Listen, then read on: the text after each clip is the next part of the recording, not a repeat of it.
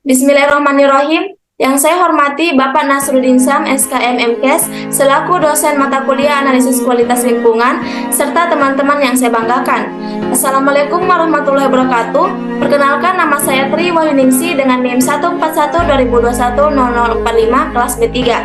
Izinkan saya mempresentasikan literatur review saya dengan topik kualitas lingkungan air parameter fisika dengan gangguan kesehatan. Air merupakan sumber kebutuhan dasar manusia. Kualitas air yang baik dan bersih sangat diperlukan agar dapat terhindar dari berbagai penyakit, masalah kesehatan, dan seluruh aktivitas di dalamnya. Untuk mengetahui kualitas air, terdapat beberapa parameter fisika yang dapat diukur dan dianalisis, diantaranya pH, BOD, dan COD. Adapun tujuan dari penulisan literatur review ini adalah untuk mengetahui gambaran mengenai kualitas lingkungan air dengan parameter fisika, serta mengetahui gambaran gangguan kesehatan yang terjadi akibat penurunan kualitas air. Metode yang digunakan dalam bentuk literatur review di mana pengumpulan data melalui Mendeley.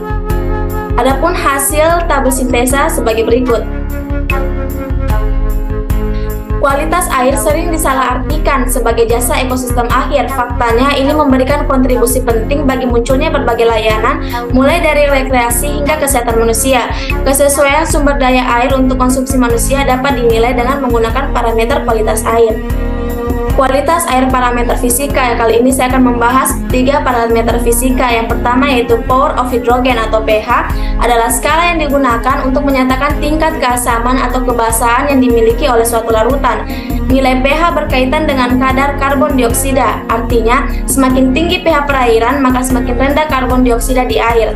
Konsentrasi pH suatu perairan juga dipengaruhi oleh limbah rumah tangga serta limbah pabrik yang berada di sekitar perairan sungai. Kandungan pH yang terlalu rendah atau tinggi adalah salah satu parameter pencemaran oleh bahan kimia, yang apabila dibuang langsung ke lingkungan akan menimbulkan penyakit. Kebanyakan penyakit yang timbul seperti dermatitis, iritasi pada mata, dan lainnya. Untuk air minum, kisaran pH yang ideal adalah 6,5 sampai 8,5 sebagaimana ditetapkan dalam standar WHO. 2. Biologi oksigen demand merupakan indikator estimasi konsumsi oksigen. Semakin tinggi konsumsi oksigen, semakin banyak kandungan polutan organiknya. Hal ini menunjukkan bahwa semakin tinggi nilai BOD, maka kandungan oksigen terlarut dalam air semakin rendah. 3. Chemical oxygen demand merupakan jumlah total oksigen yang dibutuhkan untuk mengoksidasi bahan organik secara kimiawi. Apabila limbah cair yang memiliki nilai BOD dan COD rendah tersebut dibuang ke lingkungan atau perairan, maka tentunya akan memiliki kandungan bahan organik tinggi yang telah ditumbuhi bakteri-bakteri patogen beserta hasil metabolismenya yang menimbulkan bau menyengat serta menyebabkan gangguan pada kesehatan manusia maupun hewan yang ada di sekitar perairan tersebut. Kebanyakan penyakit yang timbul seperti kolera, tipus, dan lainnya. Indeks kualitas air. Water Quality Index atau disingkat WKI adalah metode yang efektif untuk penilaian kualitas air.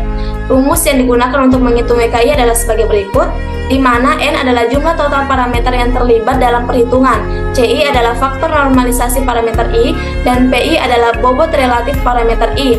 Nilai minimum dari PI adalah 1 dan bobot maksimal yang ditentukan adalah 4. Nilai tersebut ditentukan berdasarkan penelitian sebelumnya. Gangguan kesehatan akibat penurunan kualitas air. Air yang tidak aman memiliki implikasi yang parah bagi kesehatan manusia.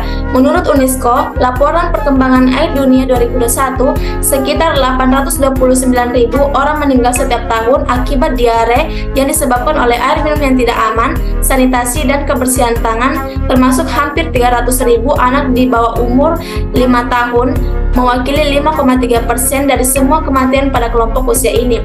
Data dari penelitian di negara berkembang menunjukkan hubungan yang jelas antara kolera dan air yang terkontaminasi. Selain penyakit, air minum yang tidak aman dan kebersihan lingkungan yang buruk dapat menyebabkan penyakit saluran cerna, menghambat penyerapan nutrisi dan kekurangan gizi. Efek ini terutama diucapkan untuk anak-anak. Diare, kolera, disentri, tifus, dan polio adalah beberapa penyakit yang terkait dengan kualitas air minum yang buruk. Main gitar, petiklah senar, terbang rendah si burung camar. Manfaatkan air secara benar, jangan biarkan jadi tercemar.